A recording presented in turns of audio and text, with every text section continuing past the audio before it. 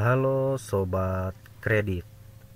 Sore itu kami 3 sekawan sedang mengadakan acara reunian untuk menyambut kedatangan Bagong yang pulang kampung setelah hampir 6 tahun merantau.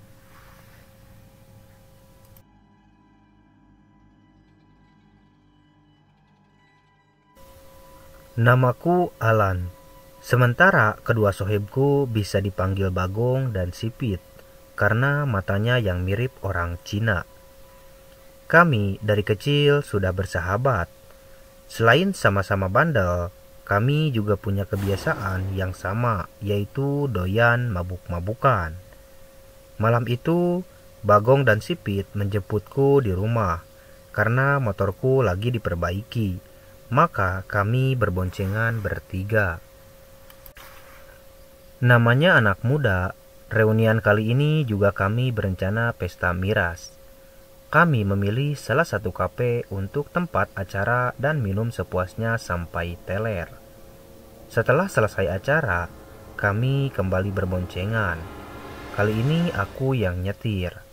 Awalnya, aku masih kontrol meskipun dalam keadaan mabok. Hingga akhirnya motor yang membawa kami selip lalu oleng dan menabrak pohon tua di pinggir jalan. Entah apa yang terjadi, karena waktu itu aku pingsan. Tahu-tahu aku sudah berada di sebuah rumah sakit dengan balutan di kepala.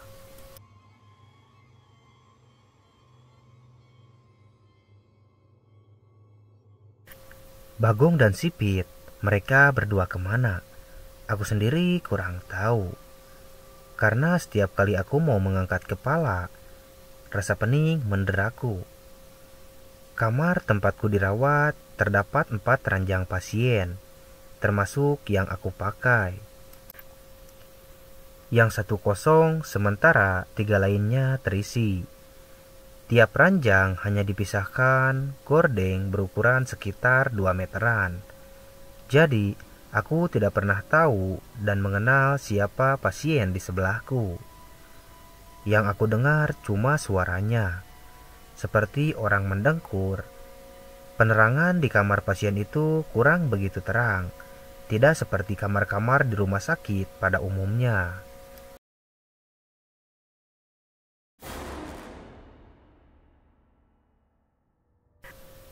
Tidak lama kemudian, terdengar suara pintu berdecit. Aku palingkan muka dan melihat siapa yang datang. Ternyata seorang suster cantik. Kuperhatikan, suster itu menuju ke salah satu pasien paling pojok. Entah apa yang dilakukannya, karena pandanganku terhalang oleh gorden. Tak lama kemudian, suster itu keluar kamar. Dan beberapa menit kemudian kembali lagi dengan 2 orang suster lainnya sembari membawa keranda mayat. Jantungku berdesir hebat. Aku ketakutan, ngeri. Karena baru kali ini aku melihat orang meninggal di rumah sakit. Ditambah lagi sekamar denganku.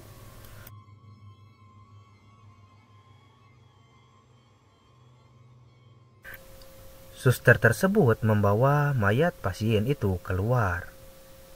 Sekujur badannya ditutupi kain penutup mayat. Hanya kepalanya saja yang dibiarkan terbuka. Aku terus memperhatikan. Saat mayat pasien itu didorong ke tempat di depanku, tiba-tiba mayat itu seperti membuka matanya dan melotot ke arahku. Aku kaget bukan kepala. Ketakutan menghimpitku. Aku kucek-kucek kedua mata, berharap itu hanya sekedar halusinasi.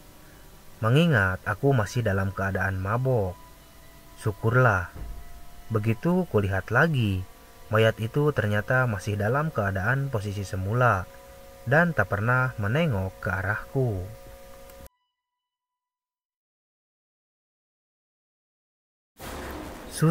Suster, kemana kedua temanku? Dan apa nama rumah sakit ini? Sudah berapa lama saya ada di tempat ini, suster? Buru-buru aku memberondong dengan beberapa pertanyaan, sekaligus menanyakan keberadaan Bagong dan Sipit. sebelum suster-suster itu pergi meninggalkan kamar.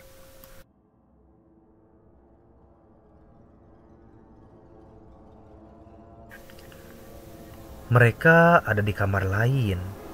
Kalian sudah semalaman berada di sini. Kamu jangan coba-coba keluar dari kamar karena kondisimu masih belum membaik, jawab suster pertama dengan mimik muka sedingin es.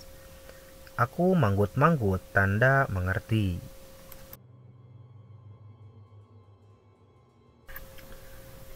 Karena suntuk dan bosan terus-terusan berbaring, akhirnya aku berusaha beranjak dari ranjang dengan menahan rasa sakit yang luar biasa.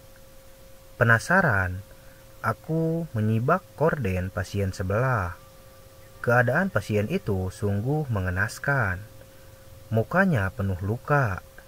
Sebagian hidungnya terlihat tulang dan kulitnya entah kemana. Mungkin mencium aspal saat kecelakaan. Sementara cairan infusannya juga bercampur darah. Apa dia koma? Pikirku saat itu. Kenapa dengan wajahmu, Bung? Aku bertanya. Tapi pasien itu tetap diam dan tak bersuara. Aku mengerutkan kening, lalu berjalan menuju jendela kaca. Aku melihat suasana di luar ruangan. Yang terlihat hanyalah kegelapan. Aku tak melihat adanya cahaya penerangan lampu di luar sana. Mungkin masih malam, hiburku dalam hati.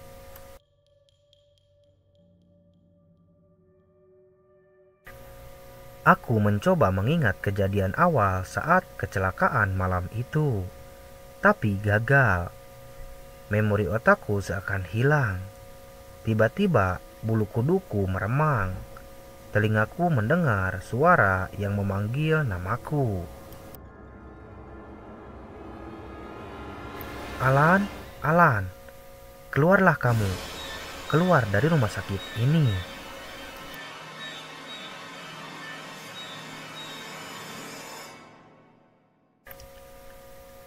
Beberapa kali aku mendengarnya. Aku memberanikan diri mencari asal suara itu. Sepertinya dari luar kamar. Perlahan, tanpa menghiraukan rasa sakit, aku nekat melanggar aturan suster cantik tadi. Aku harus meninggalkan ruangan ini. Anehnya, rumah sakit ini terlihat sepi saat aku melewati lorong-lorong koridor.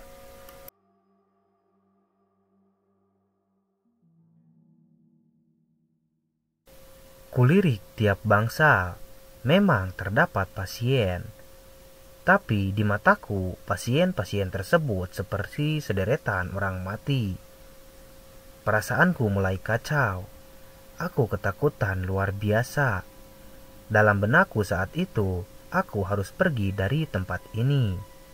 Langkahku semakin cepat. Aku berusaha mencari pintu keluar. Karena tak ada seorang pun yang bisa kutemui untuk sekedar bertanya.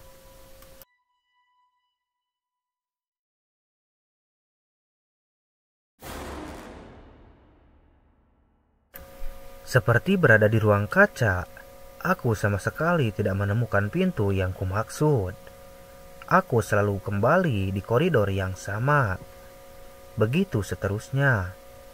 Sedikit bernapas lega, begitu aku melihat ada dokter jaga yang muncul dari lift. Aku yakin dia dokter dari seragam yang dikenainya. Dengan tertatih, aku menghampiri sang dokter. Dok, maaf, pintu keluar sebelah mana ya? Tanyaku memberanikan diri. Dokter hanya diam, tanpa sedikit pun menengok ke arahku. Dok, sapaku sekali lagi. Mungkin saja tadi dia nggak mendengar. Beruntung kali ini dokter itu mendengarnya. Lalu pelan-pelan ia menoleh ke arahku.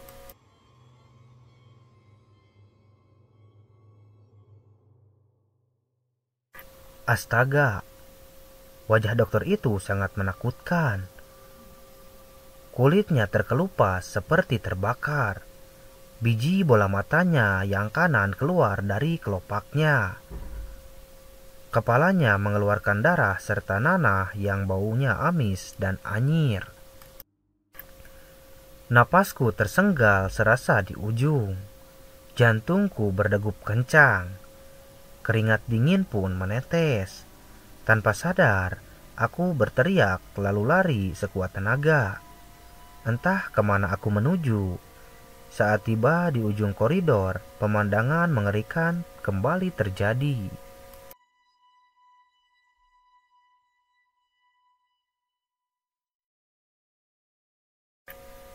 Suster cantik yang ada di kamarku tadi kini berubah menjadi perempuan yang menakutkan.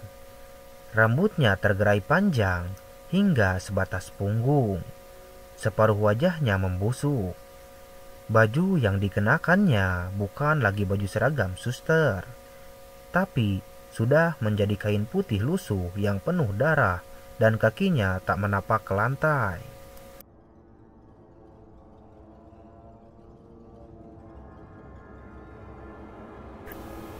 Kepalaku semakin pening, darahku seakan berhenti. Sendi-sendi tulangku kaku, tak dapat digerakkan karena dari bawah selangkanganku terlihat suster lain yang sedang ngesot sambil tangannya bergelenyut di antara kedua pahaku. Sementara dari sudut koridor lain, keranda mayat melaju sendiri tanpa didorong oleh siapapun. Aku berteriak histeris. Aku kalap. Aku betul-betul ketakutan luar biasa. Hingga aku tak sadarkan diri. Entah berapa lama aku pingsan. Ketika sadar, aku tak lagi berada di rumah sakit, melainkan di areal pemakaman umum yang terkenal keangkerannya. Bagong dan Sipit masih tergeletak pingsan di sampingku. Tubuh mereka penuh dengan luka. Motor yang kami pakai ringsek tepat di bawah pohon tua.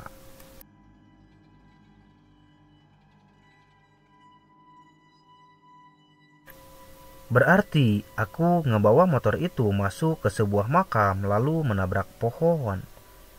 Mungkinkah mereka juga mengalami hal yang sama dengan yang tadi aku alami? Lalu, sudah berapa hari aku tak sadarkan diri?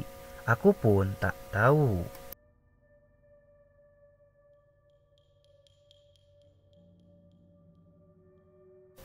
Setelah mereka sadar, akhirnya kami pun bercerita. Bagong dan Sipi ternyata juga sempat singgah di rumah sakit itu dan mengalami kejadian yang sama seperti yang aku alami. Sampai saat ini, rumah sakit itu masih menjadi sebuah misteri bagi kami. Bisa jadi itu adalah rumah sakit gaib.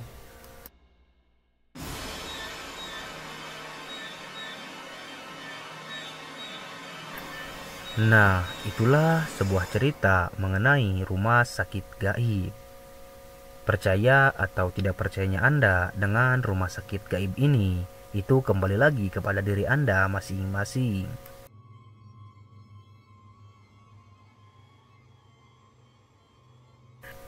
Jika teman-teman mempunyai cerita mistis yang pernah teman-teman alami dan ingin menceritakannya kepada kami, silahkan komen terlebih dahulu di dalam kolom komentar di bawah.